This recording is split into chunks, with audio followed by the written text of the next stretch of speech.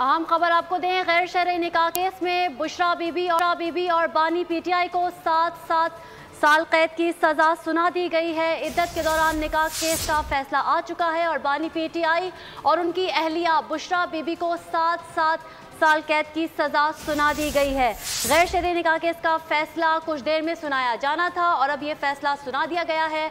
Adiala jail में इस case की समाअत जारी थी और गैर शरई निकाह केस में बानी पीटीआई और बुशरा बीबी को 7 साल कैद की सजा अब सुना दी गई है इस केस में, और ये फैसला जुडिशल मजिस्ट्रेट कुदरतुल्लाह की जानिब से सुनाया गया है। गैर शरई निकाह का केस बानी पीटीआई और अहलिया को 7 साल कैद की सजा सुना दी गई है। अपडेट कर रहे हैं, इद्दत के दौरान निकाह केस का फैसला सुना दिया गया है। अहम खबर से आपको इस वक्त आगाह कर रहे हैं, बानी पीटीआई और अहलिया को 7 साल कैद की सजा सुना दी गई है। काफ़ी घंटे तक ये समाअत का सिलसिला जारी था, अब ये अहम फैसला सामने आ गया है। इद्दत के दौरान निकाह केस का फैसला सुना दिया गया है। बानी पीटीआई और बुशरा बीबी के इद्दत के दौरान निकाह केस का फैसला सामने आ गया। मजीद जान लेते हैं नुमाइंदा बोल अली शेर से।